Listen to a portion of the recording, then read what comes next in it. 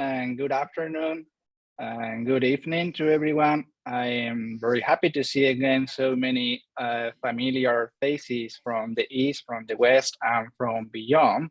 Although I am not so happy, I'm sorry to say that I'm not seeing two of the speakers. I am sorry for that. I just got a message from Dr. Penelope Foreman from the British Museum, who was going to be the first speaker today. She's not feeling good and she cannot do it. She apologized. She would like to be with us today. But well, it's not possible for her because she's just not feeling good. But she promised that she will record her presentation when she feels better later.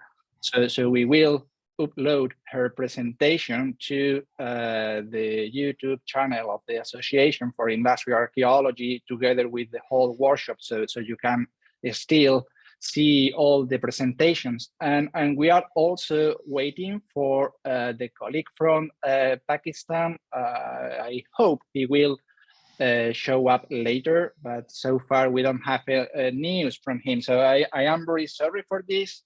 But well, still we have two brilliant presenters here from China and Romania. So Christina and Don, you have more time if you want to.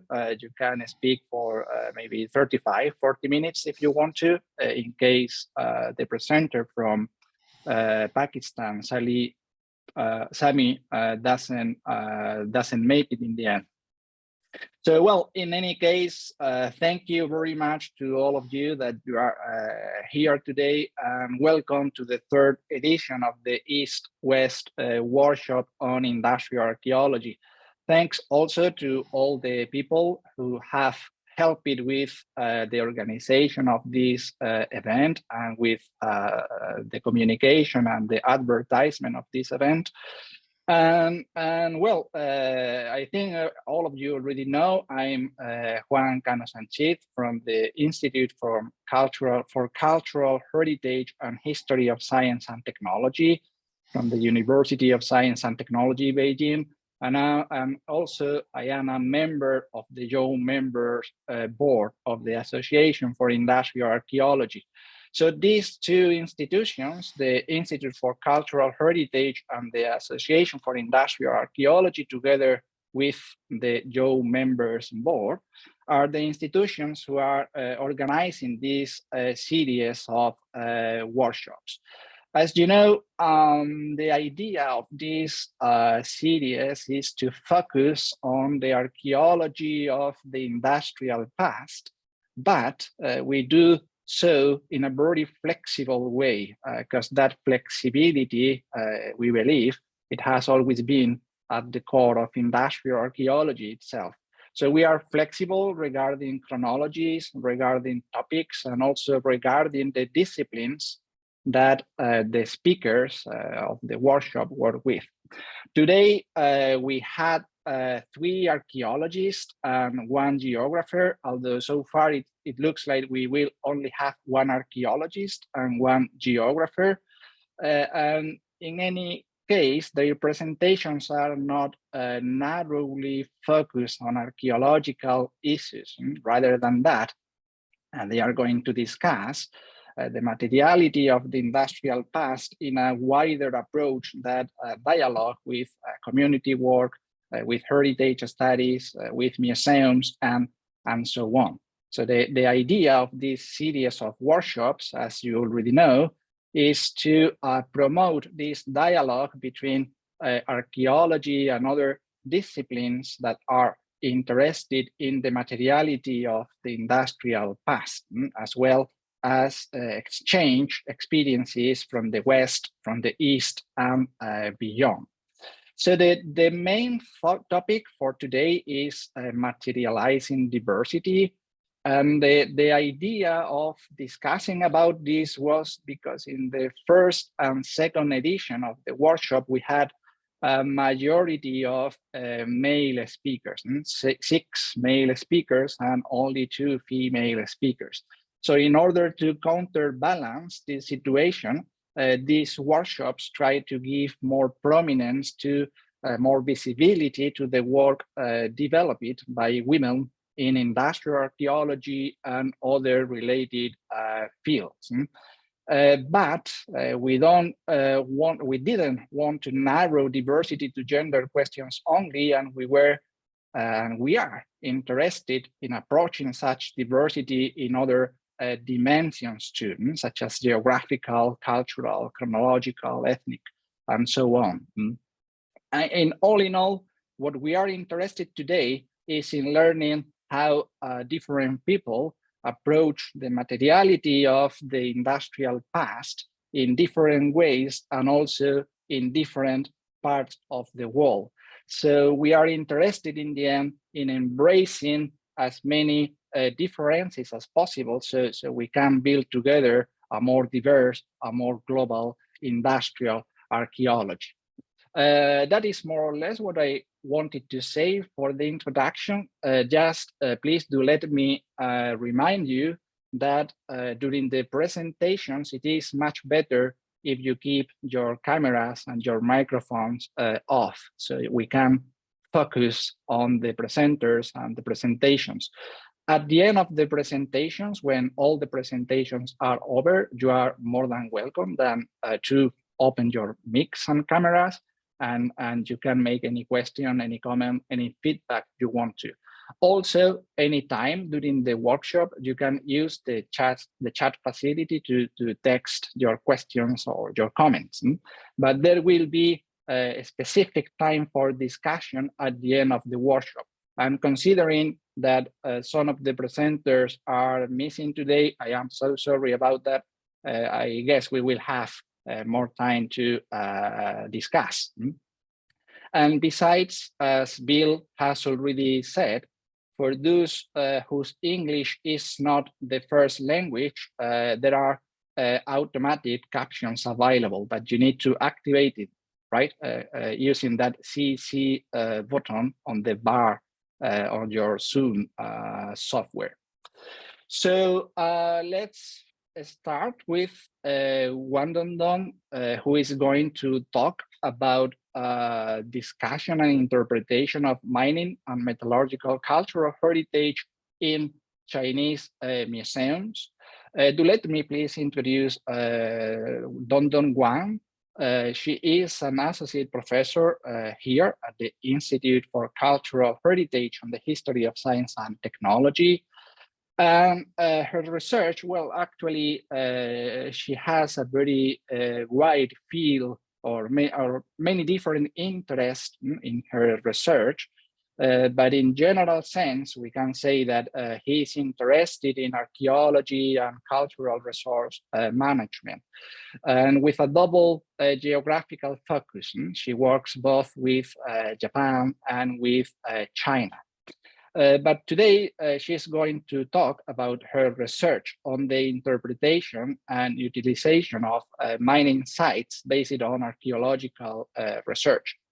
Besides, well, she has different positions, many positions, I would say, but related to the topic, I would like to highlight that she is the secretary for the Committee for the Conservation of the Industrial Heritage of the China Association for Preservation Technology of Cultural Relics. So Dongdong, please start with your presentation. And as I have said, you don't have to limit your time to 25 minutes. You can speak much longer if you want, okay? So Dongdong, please. Okay, thank you for your introduction. And actually, I studied archaeology for a long period, and then I work on heritage study. But for industry archaeology and heritage study in China, it's still very hard to excavate the site in modern period. So we started to do the work mainly focused on the heritage study, but now we are working on the survey of the archaeological sites. So I think we are doing some work related to the industry archaeology. And today I would like to share some is not research, but some personal ideas and experience on the interpretation of mining and metallurgical heritage in Chinese museum. And I'm mainly focusing on the ancient copper mining heritage and modern coal mining heritage, which I have done some works in recent years. And so far, the Nizhny digital charter, Wuxi suggestion, doubling principles, and Taipei declaration are often used in industry heritage study in China. But there are three main different understandings of industry heritage. Maybe the problem is the translation or the different understandings. The first one is the heritage related to the secondary industry among three industries. And the second one is the heritage of industrialization. And the starting time in China is around 1840. And the last one is the heritage related to all material production sectors. And of course, there's no doubt about the core part of industry heritage is the secondary industry starting from the Industrial Revolution. However, what is the boundary of industry heritage? Is that the boundary flexible for different purpose or in different contexts? Because in China or in East Asia, the Asian handcraft heritage is remarkable, and some of them still have a close relationship with the modern industry production, such as the alcohol making, tea making, and silk making. So whether Asian handcraft heritage as a whole could be included in industry heritage for academic research or for practical purpose. And by now, there are two lists of industry heritage at the national level in China. One is China Industry Heritage Protection List. It has 200 sites, all of which are selected and published by China Academy of Innovation Strategy, we call NICE in short, and China Urban Planning Society. Both of them are academic groups. And the other one is the National Industry Heritage List. It has 199 heritage sites in total, of which are applied by the owners and then judged and published by the Administration of Industry and Information Technique of People's Republic of China. And I selected the second list to show the general situation. And as we can see from the graph on the left part, the mining and metallurgical heritage site occupied an important position in this list. And the mining occupied 13% and the metallurgy one occupied 6%. And on the right side, the ancient industry heritage site occupied a certain property of the list as well. So because of the ancient copper mining and the modern coal and iron mining are the most important one. So this presentation chose them as the cases to show their exhibitions and interpretations in the museums. And one more thing need to be emphasized in the beginning. Industrial heritage has many values, and technological values is the special one, and that could distinguish industry heritage from other heritage. So what is the situation of interpreting the values of industry heritage, especially the technological values in the museums? And another key word is the attributes. Attributes includes the characteristics which convey the OUV of world heritage, and we borrow this word from it and use it in the industry heritage. And the purpose for identifying the attributes is so that they can be protected, managed, and monitored, so it could be perceived. And so what kind of remains is selected to organize the display in the museum and how to interpret the attributes. And the part one is about the ancient copper mining and metallurgy heritage. As we all know that a large collection in the museum is metal artifacts. We can see a lot. and they are the final products. And we also need to know the information behind the products, such as how to cast the products, how to smelt the minerals, and how to extract the raw materials. So the answer to those questions are closely related to casting, metallurgical and mining techniques, and the remains. And since the exhibitions of the mining and metallurgy are not too much, so this presentation chose those steps to discuss. And I chose 3 cases of Asian copper mining sites to introduce the current situation of the interpretation of mining heritage in the museum. 3 cases are Tonglushan, Tongling, and Tongling site in Bronze Age and located in the middle and lower Yangtze River. A series of museums have a relationship with those 3 sites separately. They include the provincial, the municipal, and county level museums, as well as the National Archaeological Site Museum in the Site Park, managed by the National Cultural Relics Administration. Actually, the construction of the Archaeological Site Museum is a great project to preserve the archaeological site recently. And the last one, the Tonglushan Asian Copper Mining Site Museum, has constructed and opened to the public in 1976. Recently, it is being upgraded because of the new discoveries. And other 2, the copper mining sites, the Tongling and Tongling, are still under construction. And all 3 sites, they are located actually in the national mining parks. But today we will not talk about the site park or the mining parks. We will focus on the museums. And the museums with the right circle are mainly preserving the artifacts unearthed from each site. So they keep a lot of the artifacts.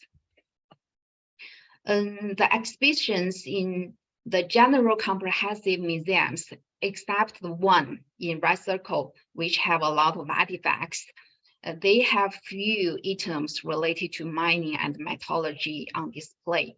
For example, the Hubei Provincial Museum, it has only 2 display boards with less than 10 items of malachite, ore, and slags. And exhibitions in the comprehensive museum with the unearthed remains is much better. It exhibits the minerals, tools, products, and the miniature or simulated mode of the mine galleries.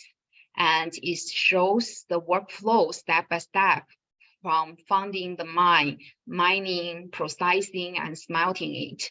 And it also shows many details about the mining technique with the remains, including the supporting system, the drainage, the ventilation, lighting, and hoisting systems.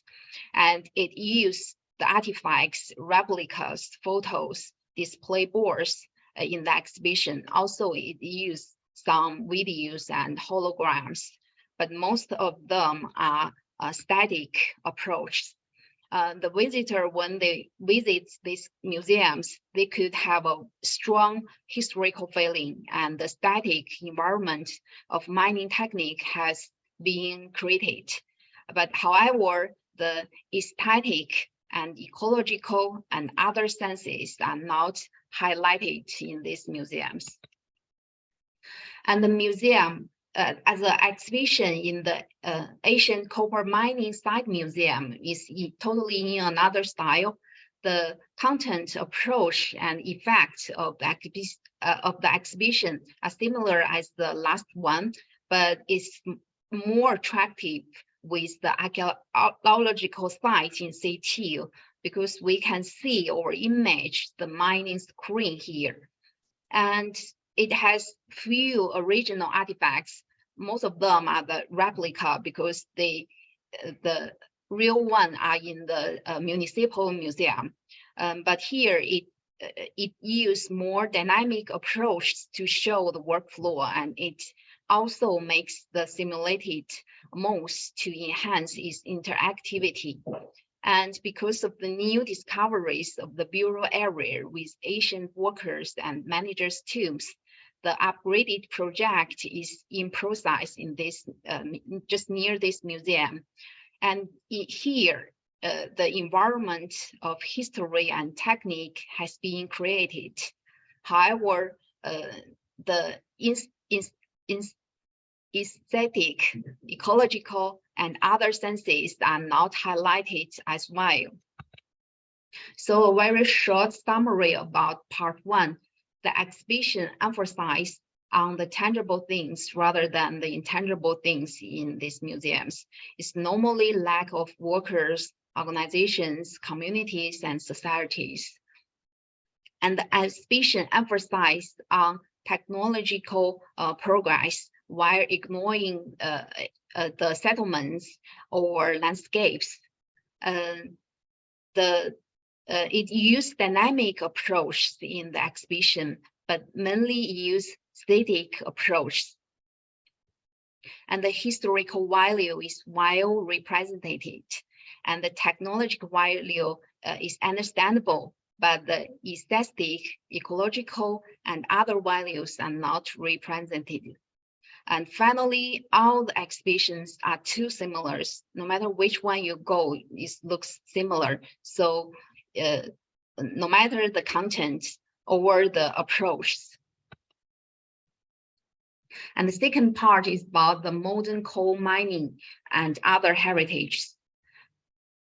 China possesses large reserve of coal, and mainly in the north part, several provinces like Xinjiang, Menggu, or Shanxi province. And there are 199 national industry heritage sites, and 26 are mining heritage, and half of them are related to coal mining. And based on the study of Chinese industry museums by one's master in our institute, there are around 250 industry museums in China, and around 18 are related to mining museums.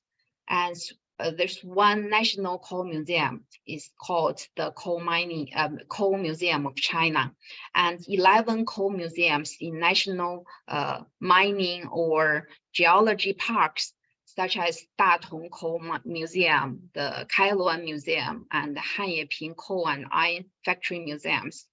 And there are some coal museums in other mining areas, which not that important. But this type, the museum located in the mining area, is the typical type.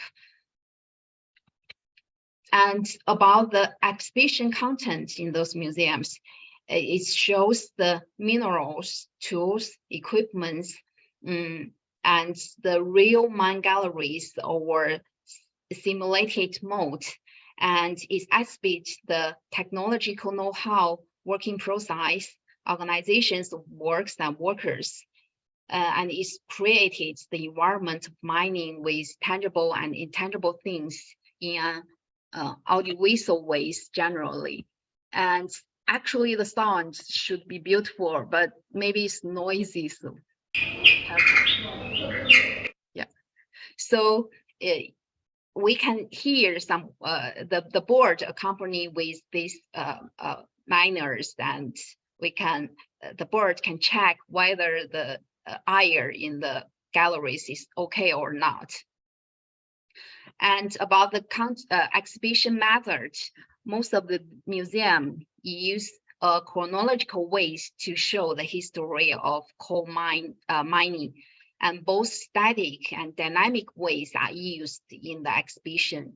And usually the light, sound are often used in the exhibitions. And about the exhibition effects, similar to the ancient museums, visitors could have strong historical feelings first. And meanwhile, the environment of mining is well created. However, the same as the previous one. The aesthetic, ecological, and other signs are not highlighted. So short summary of part 2, the exhibitions concentrated mainly on knowledge transmission by various methods, and they tell us about the core history, the production system, and normally only historical and technological values are well represented, and nevertheless other values are not highlighted. And its lack of interpretation of mining cultures, or in general the industry cultures, as well as the position of the cultures in Chinese civilization. So there are few images of female in the exhibition, and I only find one. This is the drawing, is the female worker who work in the coal mine. And finally, I have some general ideas from the books I read and the discussion with my colleagues. And for the Asian copper mining heritage, we need to improve the exhibition because now the artifacts, they are separate. We cannot see a full stories. So we need to combine them together and then make a like model and then popularize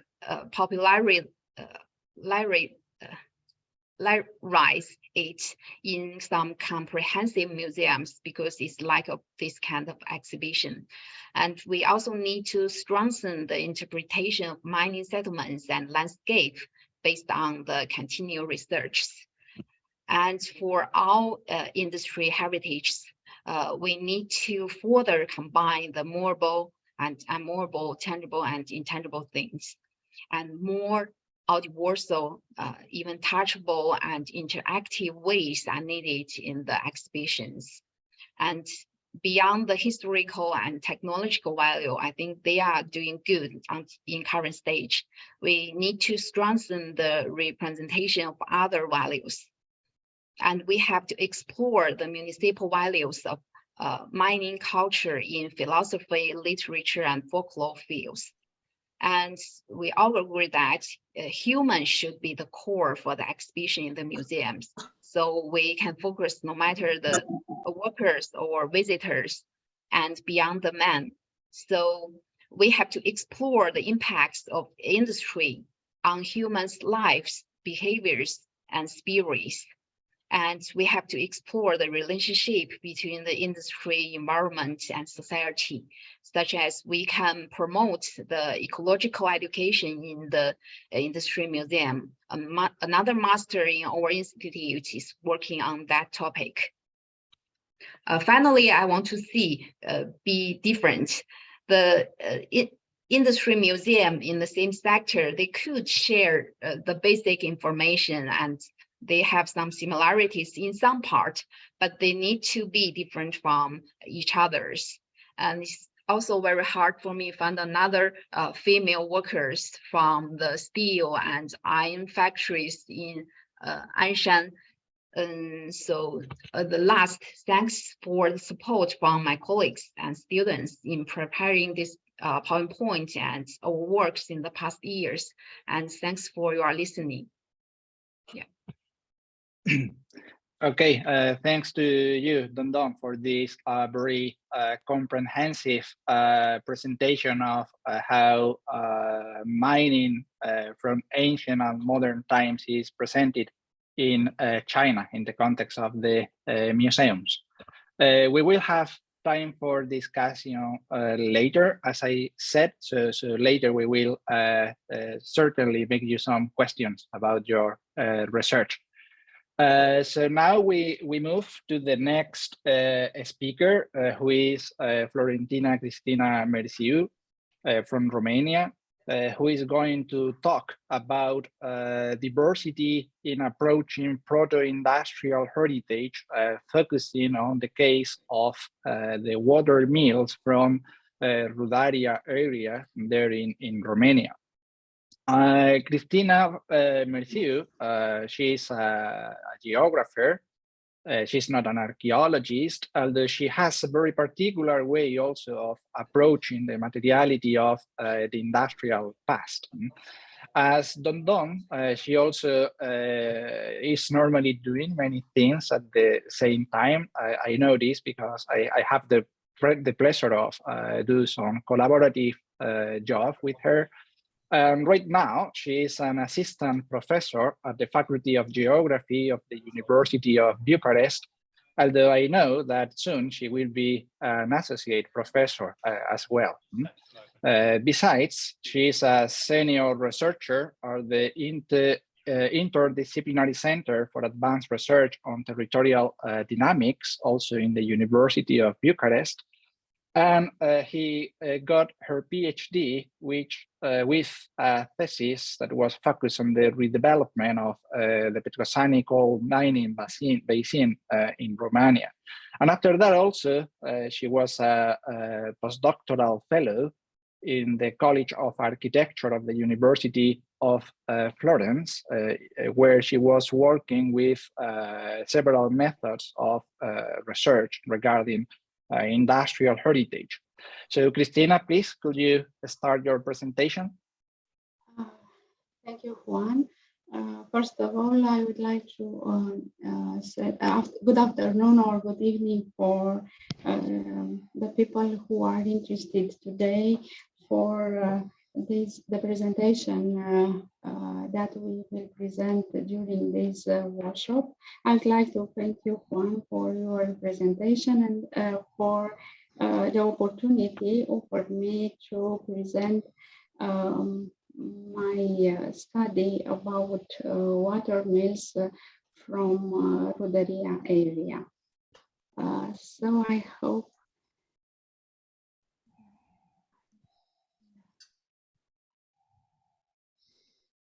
Can you confirm me, Juan, if? Yeah. Okay.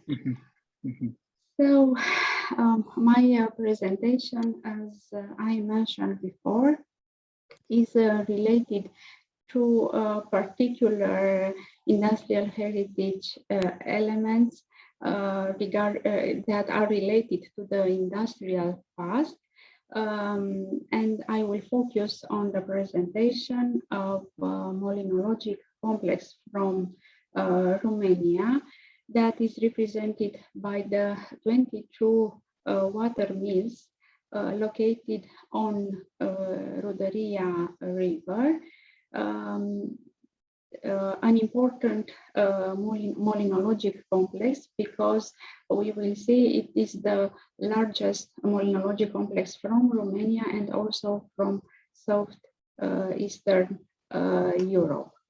My interest in studying proto-industrial heritage is related to my interest in analyzing industrial heritage, and this molinology complex of Ruderia is located in the Banat province, which represents one of the most oldest industrial area from Romania, starting from the end of 18th century. And during several field survey that I made in this in Banat area, I discovered these proto-industrial assets, and I was interested to interpret the water mills from the perspective of their characteristics that include them in the category of proto-industrial assets. And today I will also focus on presenting a short details about evolution of research focused on water mills from this area, and also from the national level, because in Romania, especially of course in different rural areas, there are several typology of water mills. There are water mills that were and also today are using for grinding grains, like water mills from Ruderia, but in other industrial rural areas in our country, for example, in Roșia Montana, which is the ancient, the oldest industrial area where the gold mining was developed since the Roman occupation. At the beginning of the extractive industrial activity, the gold metals were grinding using also water mills.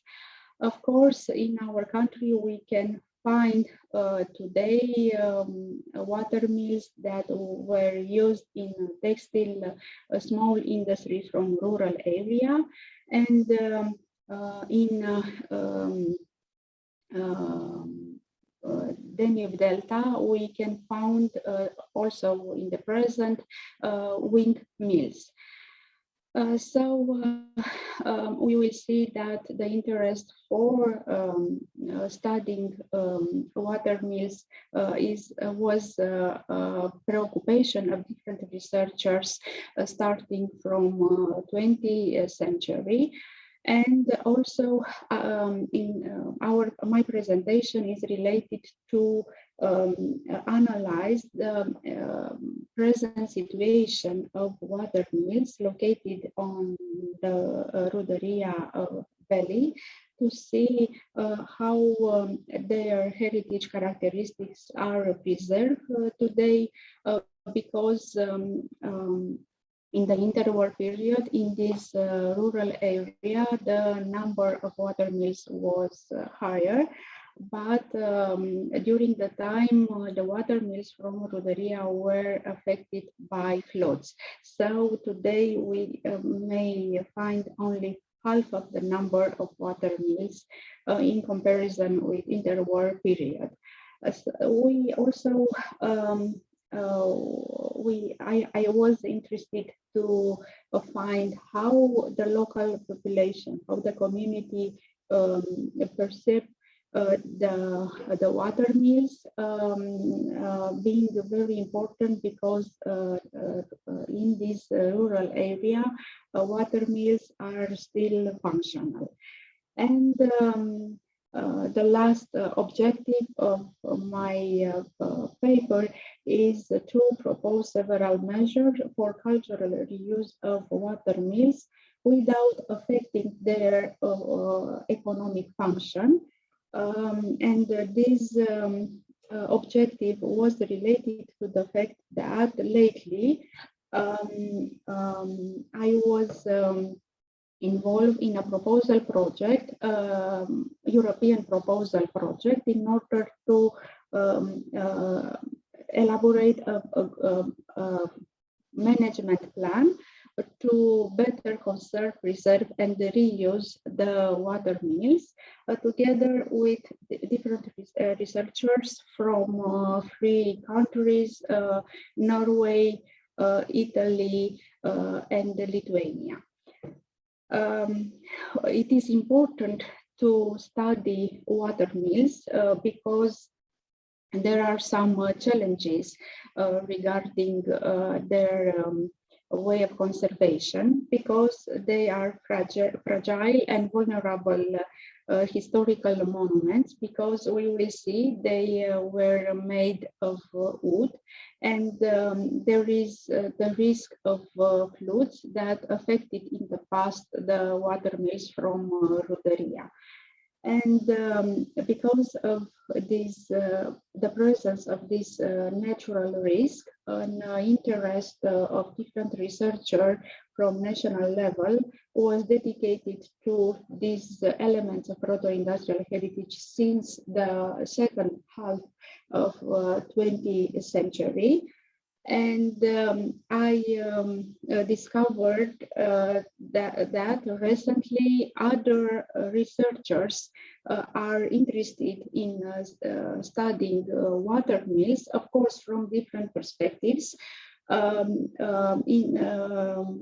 For example, their study are related to the need of preservation, the water mills, the intervention to avoid degradation or loss of water mills. And we will see that there are some researchers that analyze the water mills as tourist attractions, but without paying attention to their characteristic that include them in the category of proto-industrial assets.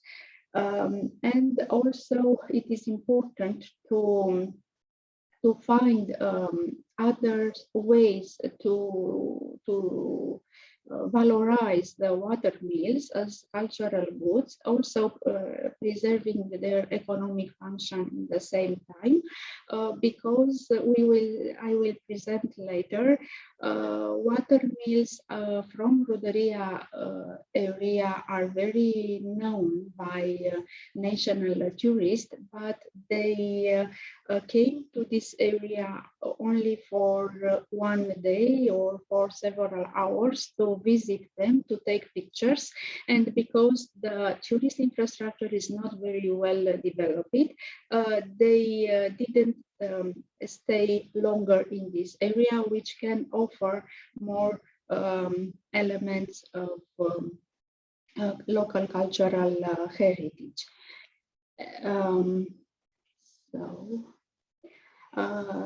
From the point of view of methodology, I used bibliography and documentary survey related to the evolution of approach of water mills. And there are several studies dedicated to water mills from the perspective of the ethnographers, including historian researchers, and also geographers that were oriented to the analysis of the heritage issues related to water mills. And in other rural areas from Romania, there are a few studies dedicated to the models of good practice in terms of sustainable functional reuse of water mills, taking into consideration that in several rural areas in Romania, the water mills are not functional anymore. So this aspect is very important, taking into consideration the Roderia area, the water mills from Roderia area, because their functional, these characteristics being functional is very important, because the tourists can see how these water mills are used by the local people, and how the process of grinding grains is developed. Also, we discuss with the local people about their perception, because we want to put in evidence if the local population is conscious that water mills are heritage assets, because water mills from Roderia are classified as historical monuments of national importance. They are included in the heritage national list from Romania, and by the representatives of Ministry of Culture. And we want to know if the local people perceive water mills of heritage attraction, and not only as technical instruments to graining cereals. And we make some field trips in order to inventory the water mills, to observe their state of conservation, and to gathering several data. And also we made some maps.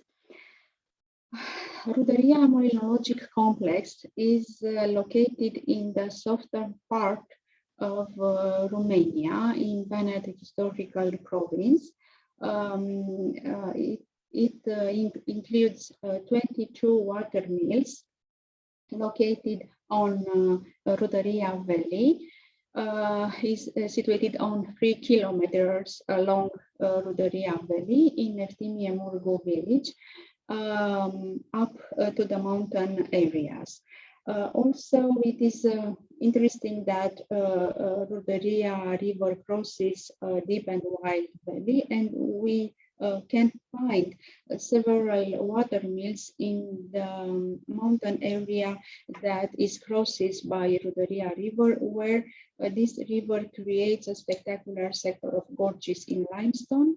And for the construction of water mills in this mountain sector, we will see that the technical construction is more difficult.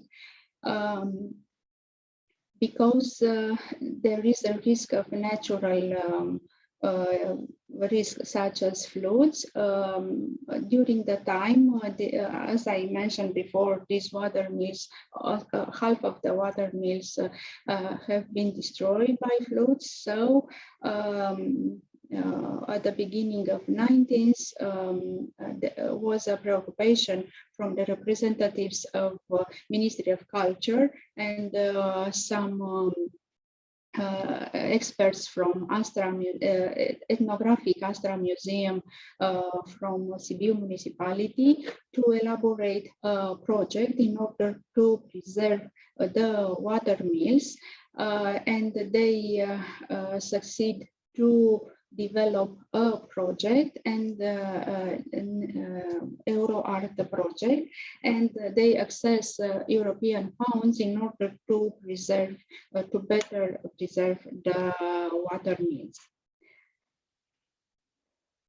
Regarding the evolution of study of water mills in Romania, but also in the case study area, we find that there is several issues approached during the time. The first studies made about water mills in Romania, but also in the water mills from Banat, were included in the ethnographic area of study, and the ethnographic researcher also emphasized the technical aspects related to the water mills, and several of them mentioned a comparison with the turbine wheel that were used later to obtain energy or for other industrial uses. The first studies started, as I mentioned before, by the second part of the 20th century, and later this study were continued by several researchers until the present. Also, water mills were an interesting study for researcher from humanity studies, because they related their oldness in relation with the name of the water mills. And recently, more studies are focused on tourist issues, tourist valorization of water mills, and several group of researchers are interested to analyze, even for the Ruderia water mills, was a recent study elaborated in 2018 by a group of female researchers from the University of Bucharest, from the perspective of tourism studies, but they analyzed water mills as simplest tourist attraction, and they didn't make a profound study to analyze why tourists are interested to visit water mills. Other researchers from Transylvania, from Cluj-Napoca University centers, are interested to analyze also the community perception of molinologic heritage from this study area from Pennsylvania. If we refer to the water mills from Ruderia area, we can explain why these water mills were classified as historical monuments of national importance, because they are very old, they have historical value. The first water mills were officially registered in 1722, and later their number increased at 51. But as I said before, during the time, because of natural risk, the number was limited, and nowadays there are included in this molinologic complex the 22 water mills. From the architectural point of view, we can appreciate that there is a particular construction of water mills. We can see that their dimension is not very large, but they are made of wood, and the species of wood for construction of the water mill from the exterior of water mills is made by the species of oak or acacia, which are located because Banat region is a forested area, and this is a common resource that was used in the past also for the construction of traditional household. The particularity of technical construction of water mills is that no nails are used to join the wooden beams. And the water mills were elaborated by the craftsmen. The mills have a single cell volumetry, and in general have heights of 1.5 or 3 meters, depending on their location. Also, because these water mills are located on 3 kilometers, we can identify the water mill landscape, and we will see in other images that the aspects of water mills in the mountain area preserve this aesthetic value. Regarding the water mills from Ruderia, another technical aspects, if I can say, is that they are horizontal. They have a horizontal wheel. This type of water mills is rare in European countries, and this type of water mills are used only to grinding cereals, not for obtaining energy. This type of water mills is also dominant in the mountains landscape of Banat province, in which in several communes, rural areas, in the interwar period was 500 water mills. From the technological point of view, as I said before, the water mills was compared with a hydrotechnical machine, also by the Romanian authors, but also different researchers from different European countries. And they are impressive because used facilities of grinding that are still nowadays operational. grinding facility is an important technical element because a water mill from this area can grind grain as the volume 130 of beans in 24 hours. Also for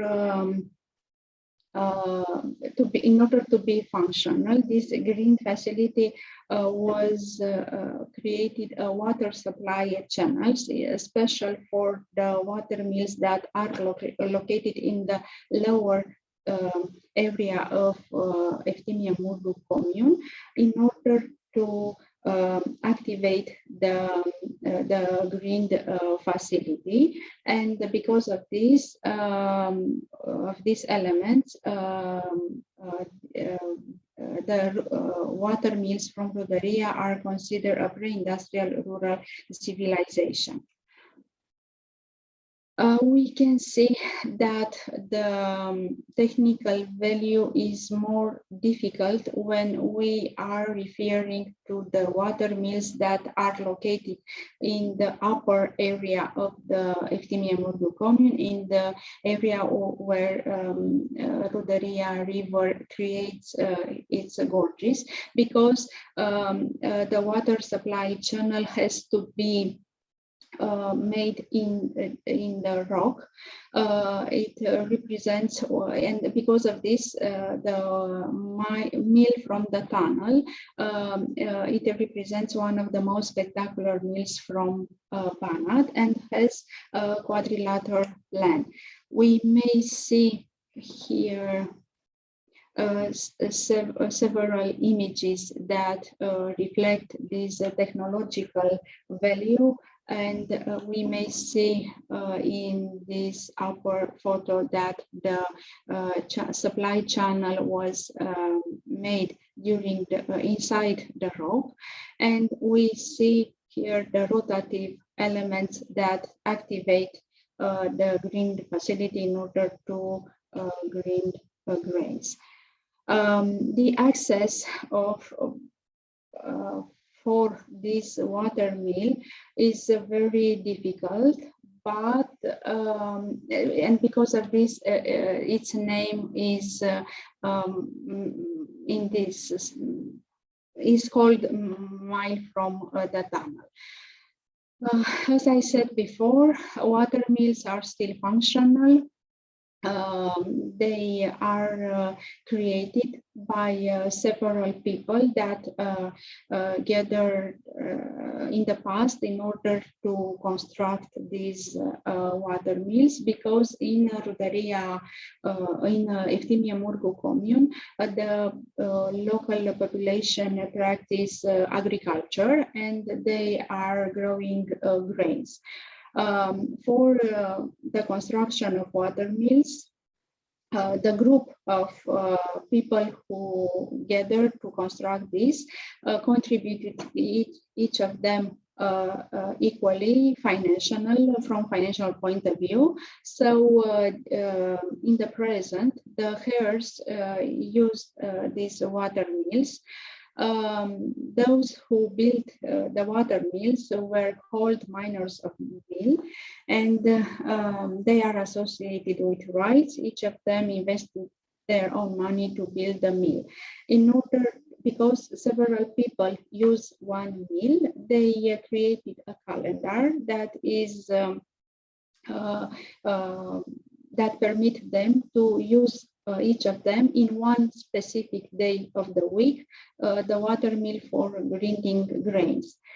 Also, regarding the name of the toponym of the water mills, we find in the literature survey that there are three toponymic origins.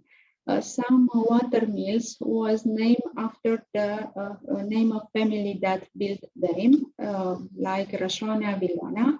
or in other situation, a name of the water mills are related to the places where they were constructed. Communal construction, barn or communal grain depot. For example, the name of Hambaroana water mill means in Romanian, Hambar means in Romanian bar. Also, other names are given after the place where they located. Some water mills are located in the lower terrain of this rural space or near the cultivated land, like Tsarina water mill, or in the upper area, in the mountain area of the commune. And because of this, the most complex water mill, the mill from the tunnel, was named so. In the upper area of Rudaria River, we may find several water mills that for being constructed, they were put on wood pillars in order to have the opportunity to use the water mills, because in this area, being the Rudaria Gorges, is a straight area, and the construction for the water mills was very difficult. And for in this area was created several supply channels in order to increase the density of water and to make functional the grid facility.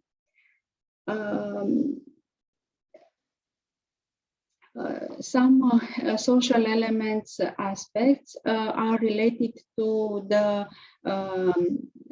fact that each family has the right to use the water mills, being a right inherited from the past. Each mill is used by 50 or 25 families. In Rudaria now, there has a population of over 1,000 people. On the entrance door of each mill is a list of name of the family who can grind the cereals. Most of the population works in agriculture, but the agriculture is practiced subsistence agriculture, so the most part of the local people has low income. Because water mills are very well known by the tourists, they are interested to visit them, but they spend not so much time in this area. So because of this, local people are not interested to develop a complementary economic activities such as rural tourism.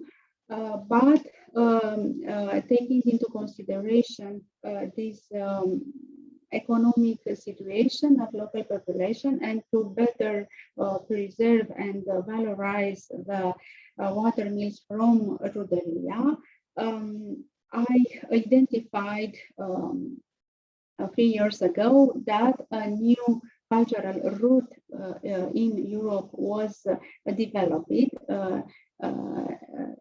which is Via Molina, that includes several typologies of water mills from 3 countries, Denmark, Netherlands, and Germany. There are included several typology of water mills like wind mills or horse mills or water mills that can be visited by the tourist, and this is a way to promote valuable heritage that is still present in Europe. Many of water mills or windmills included in this European cultural route are not functional anymore from economic point of view. So this tourist reuse is considered by the representative of mills organization like an opportunity to valorize this important or valuable industrial heritage.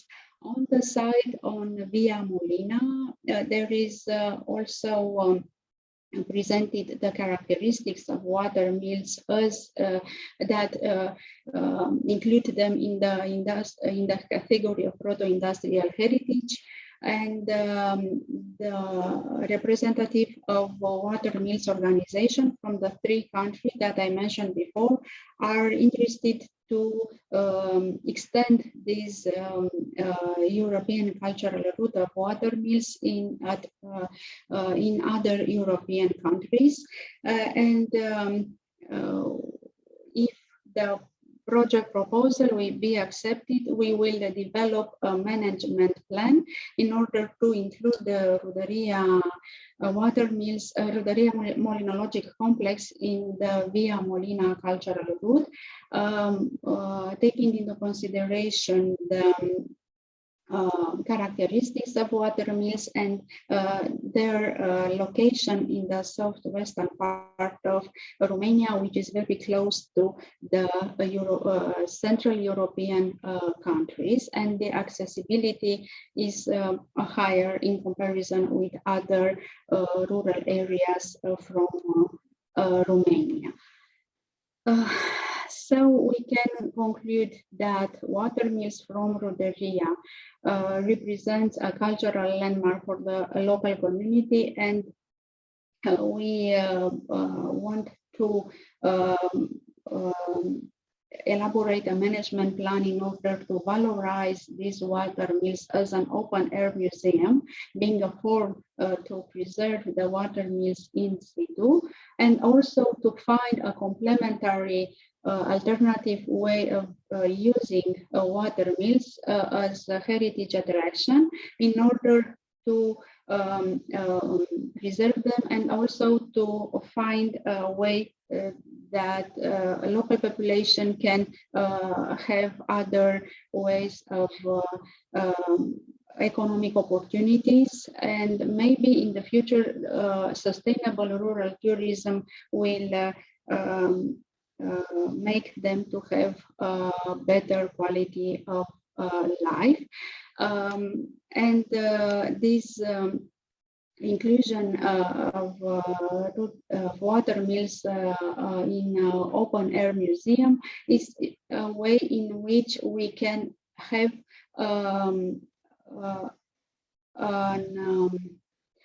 it is an opportunity to have a way in which we can have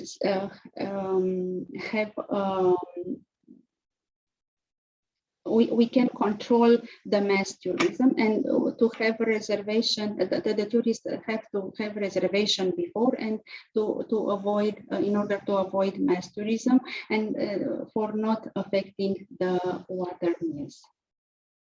Okay, thank you for your attention. Okay, thank you very much, Christina, for your very detailed presentation of those fantastic water mills.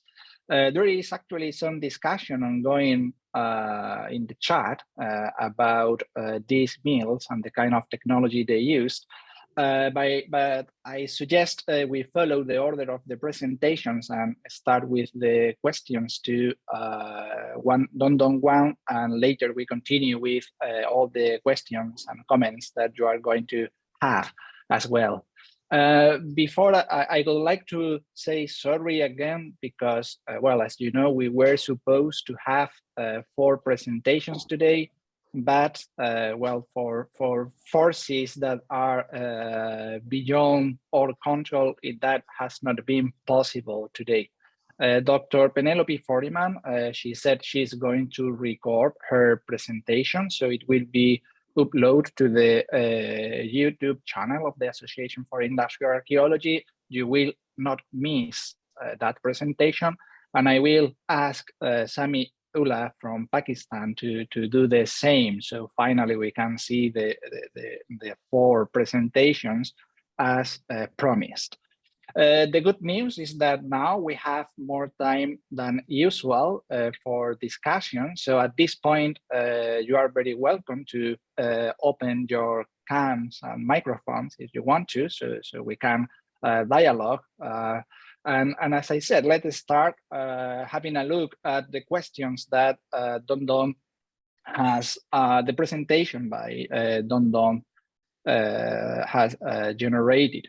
So I will read all the questions, okay, Don Don, and later you can answer to all of them. And besides, if anybody else want to make any other questions, feel totally welcome to just make the question by yourself, opening your mic or using the chat facility.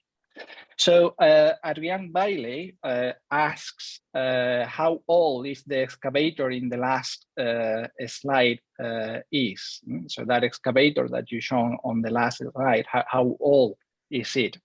Mark Watson would like to know your opinion of the reason why in the People's Republic of China, museums are so similar in their content and message.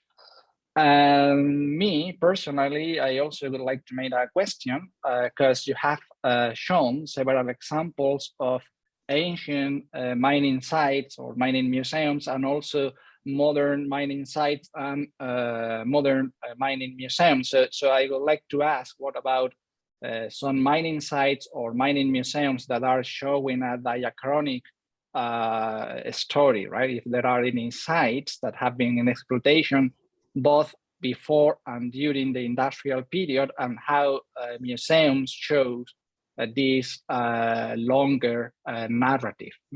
So Don, please.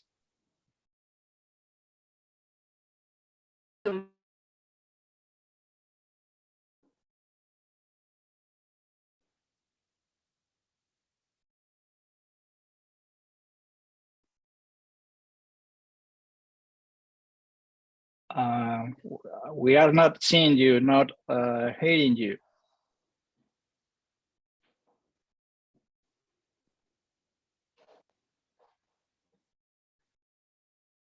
It looks like Don is suffering some technical problems. Let's wait just some seconds and we can move to Christina while Don recovers connection.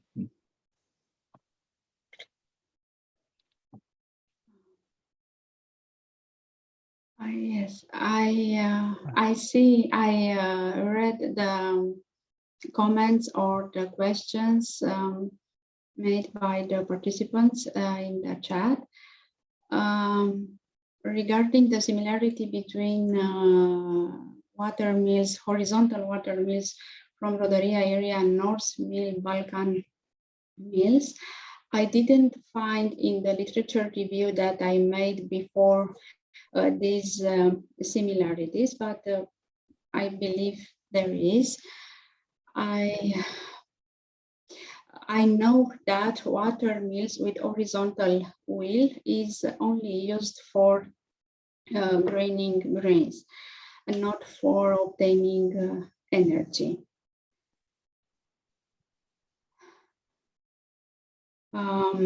Yes, one of the water mill has an iron turbine.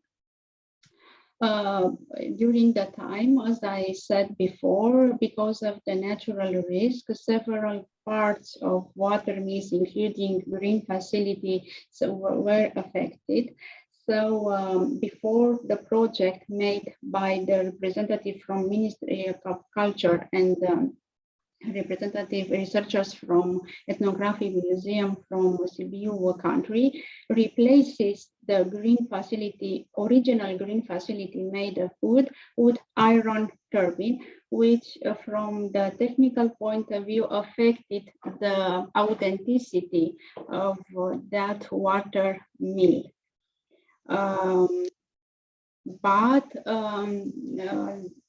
I believe that if the representative of Ministry of Culture will be interested in the future to preserve better the authenticity of water mills from Roderia area, will make another project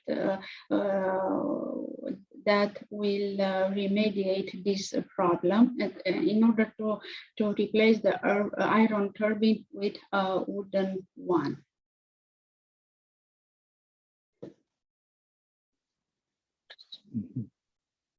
Okay.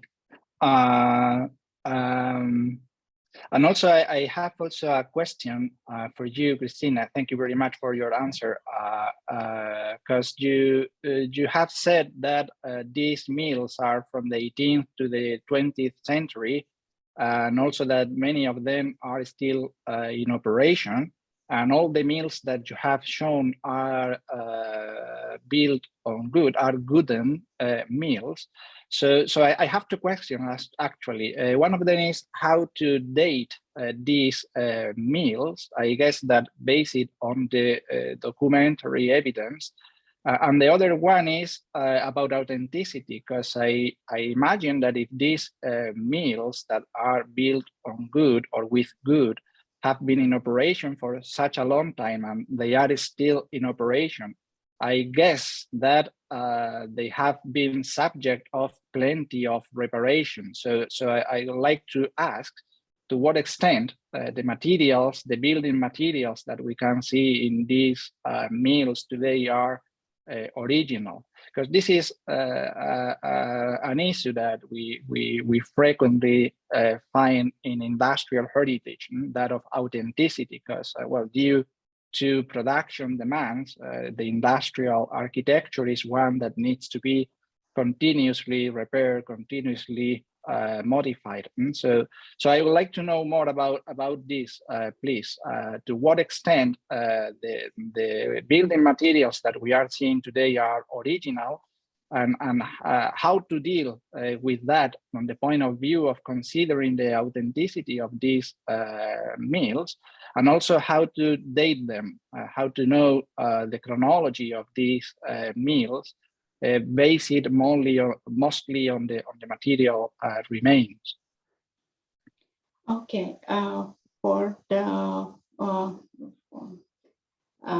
I didn't have access to the study made for the restoration of water mills made by the representative of Ministry of Culture and the researcher from the Ethnographic Museum of Sibiu Municipality, but I know that they are good experts and they have good experts in restoration, and they respect the rules of restoration of water mills. It's possible that several water mills, I mean at the exterior construction, to be partially rebuilt. But I didn't find this study, or I didn't access the study to know, to answer better to your question. Regarding the authenticity of grinding facilities, there is a problem for the water mill where the wooden grinding facility was replaced by iron turbine. But I know, because going on the field survey, I can enter in different water mills, inside water mills, and I saw that for several water mills, the green facility is still original. Okay, good.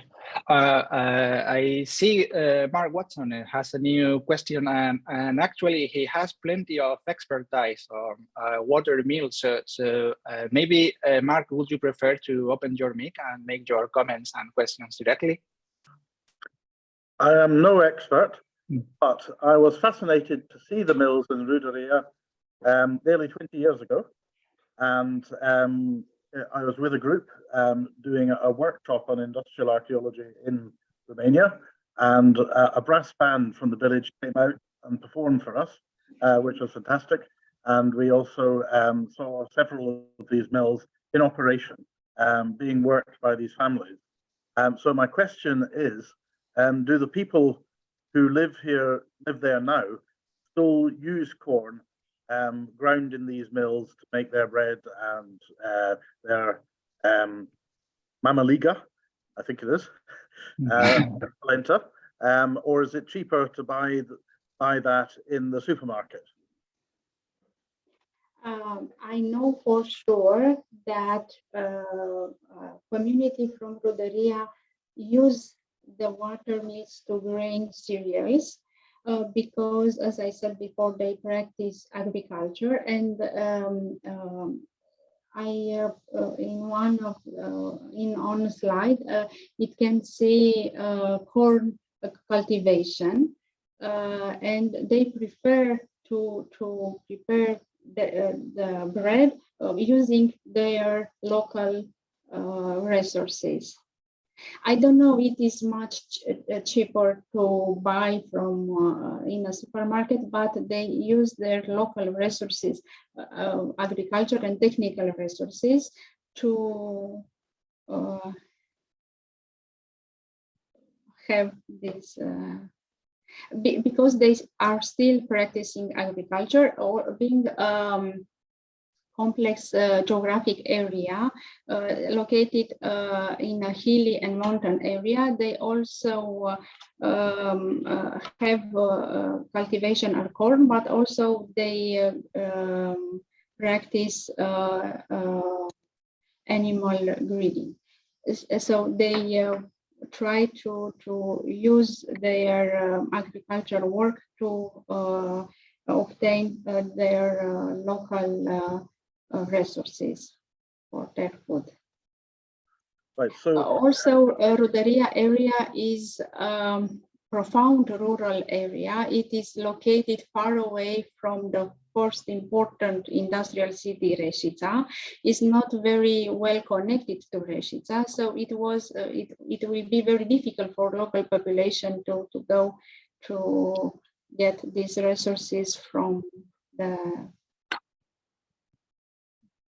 So perhaps part of the reason for the preservation of these mills and the living cultural heritage with them is that the economy locally doesn't have much money in circulation. So people grow their own food and grind their own corn and survive that way without actually needing to have much money.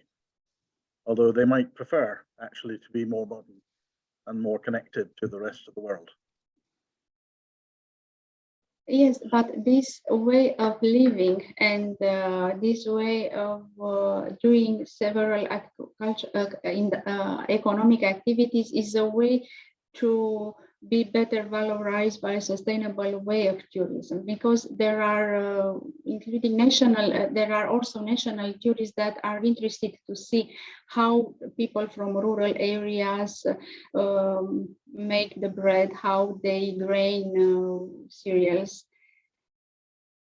And it is an opportunity to develop a sustainable way of tourism in order to valorize this important heritage issue, and also for the local population to have complementary activity in order to have a better life.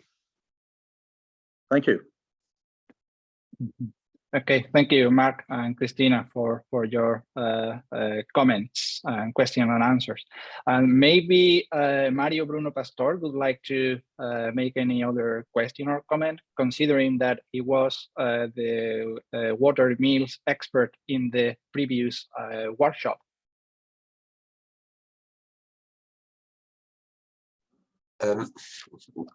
Just a brief comment. Here in the northern region of Portugal, several water mills are still working, but in some cases it's to produce electricity. They have been rehabilitated to produce electricity again.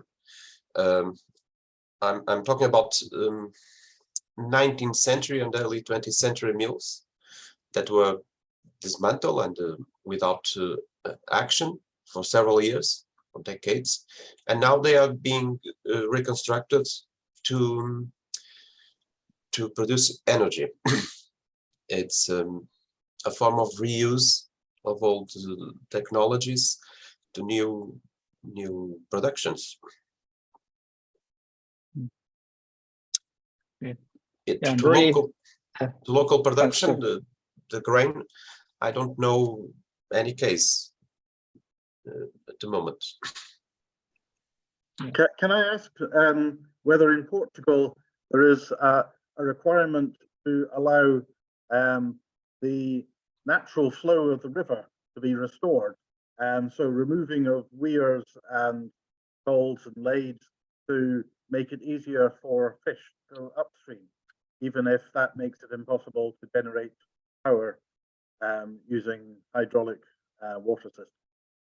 If there is any regulation, any laws to prevent the flux of the river, no, it's not a.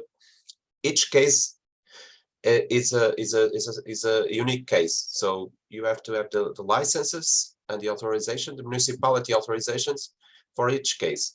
There's no global law to protect that kind of intervention.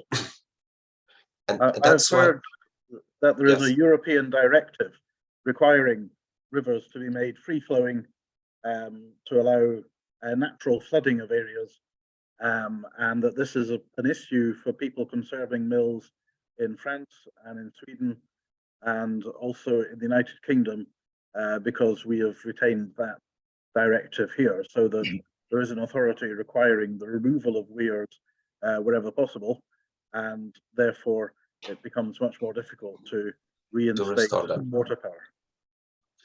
No, it's very specific for each case. So the license is attributed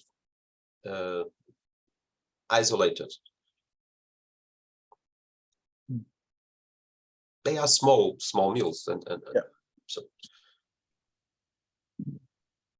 But I find it interesting because it sounds a little bit contradictory. Well, it's not exactly contradictory, but if we look at industrial heritage with a more environmental perspective, from a more environmental perspective, this idea of reusing the mills to producing power, well, looks like very environmental friendly, but at the same time, we have the problem that they are impeding the free flow and affecting biodiversity in this case. Well, the reproduction maybe of the fish and other species living in the river. So I think it's an interesting also conflict to think about how well this new ecological term in industrial heritage can find some contradictions in some cases. Well, we have to choose whether to produce this clean energy or let the flow of the river go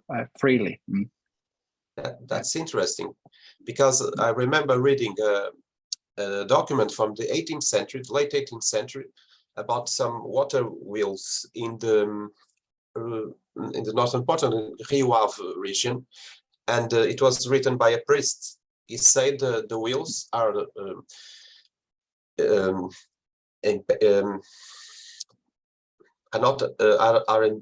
blocking the wheels from flowing up the river. I don't know if I was clear about that situation. And in the 18th century, that was a concern, at least for that person who wrote the description.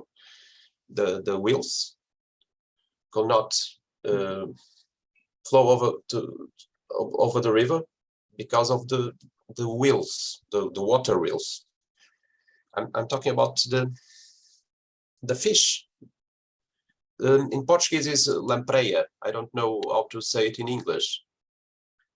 Lampreys, I think. Lampreys is the same. Okay, the lampreys could not flow through the river because of the water wheels, and that was a concern in the 18th century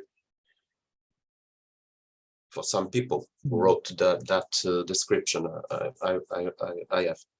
I have read. Good. Okay, thanks. Vanessa, our chair in the Yo members board, she was now in the chat also highlighting these tensions between industrial heritage conservation and environmental concerns. My personal opinion is that, well, I do believe that we should try to use as much as possible industrial heritage to heal the wounds that industrialization produce, in this case, in ecological, from an ecological point of view, but that is much easier to say than to do. Okay. Any other comments or questions to Christina?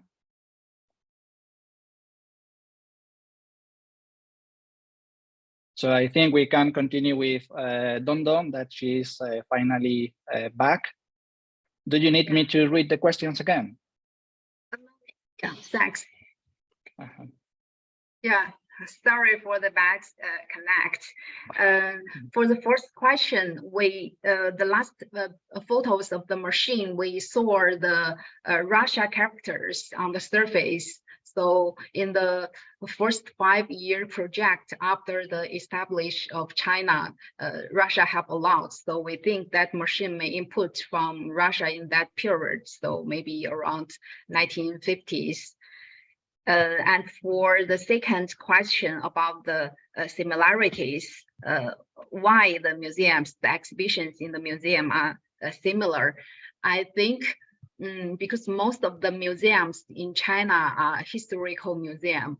We have this kind of style to make the exhibition. Even in the artist or scientific museums, we still can have a sense of history.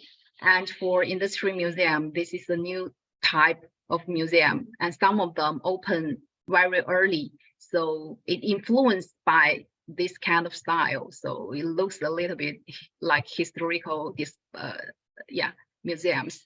But now we change the mandate. Industry museum could be different to show like different, we use different artifacts to show different stories. So I think the situation is changing, but we still have no very good models to show the industry museum now. And another reason I think here is most of the cases I chose are like copper, iron, coal, that kind of things that are heavy industry, which operated by the government. So they have the same backgrounds. They have the same history. So they share similar things like themselves. So when they show themselves, they have a lot of similarities. If we look at the private factories or we look at the light industries, we will find different. They can show more special part of these factories in their factory museums, I think. And for the last question from Professor Zhuan is about the are there any like sites from the historical period to current? I rechecked the list. I found most of them are the alcohol factories, that kind of industry heritage, and some of them are mining heritage, but they are like the mercury. There are 2 mercury mining sites and some aluminate sites and some salt making sites and the ceramic sites, industry sites. So, and also some of them, I think it was used only in historical period, but like the first case, Tonglushan, actually the factories is still working on there, but we didn't connect the Asian things and the contemporary industry together, so we didn't link them together. It's also for some modern like the modern industry heritage. We didn't explore their histories, so we didn't connect them together. And in the typical like from historical to modern size, I think most of them, like I suggested, like I said, most of them are alcohol or salty or ceramic museums, industries, because that's the typical like very important handcrafts in his historical period to current. So even it actually the how can I say, they changed to new machine or they use electricity, but some core part of this kind of things they kept. So in those museums, I just visited the alcohol museums. So we can see that they emphasize the core part, which made by human, they kept for hundreds of years. And so I think we can see strong connections. So that's the first question I mentioned in the beginning. Can we combine the handcraft industry to the modern industry together? And for the Mercury museums, that is amazing because it was not that old. It's like around Ming Dynasty, like 13th century to current. And we can see the whole history. And also Mercury is very important in Chinese history. It could be industry, but also it could make medicines, and yeah, it's very popular used. So that museum is very special and it's very attractive. Yeah. Okay. Okay, thank you very much for your answer, Don Don. Adrian Bailey, he is commenting that that excavator could be perhaps a copy of the British Rustum Bicruise. Personally, I don't know if it is a copy of that one, but for sure it's Soviet, because I remember I also visited with one Don Don that place, and I saw that excavator as well. And there was a big CCCP on Cyrillic, of course, on one side of this excavator. So obviously, yeah, it is a Soviet excavator. What I don't know if whether it was a copy of this British model or not. But it's from that period for sure. It's from the 50s and made in the Soviet Union. Oh, thank you very much, Mark, for sharing these resources. So anybody else would like to make any other questions or comments? Okay, so once again, I apologize that we didn't offer the 4 lectures that we promised, only 2. Again, as I said, Dr. Penelope Foreman, she is not feeling well, so she sent apologies. And I will, she told me she will do it, and I will also ask Sami Ula to do the same. I hope they can record their presentations, and their presentations will be shared at the YouTube channel of the Association for Industrial Archaeology later. So you can have, everybody can see the 2 presentations that were missing today.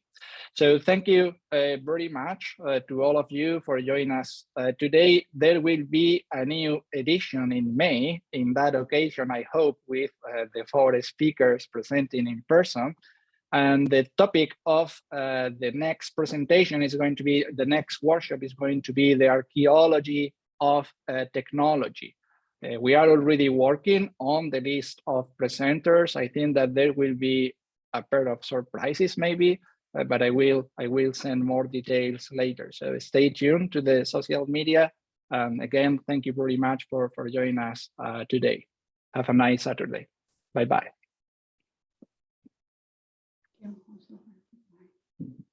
Bye. Thank you.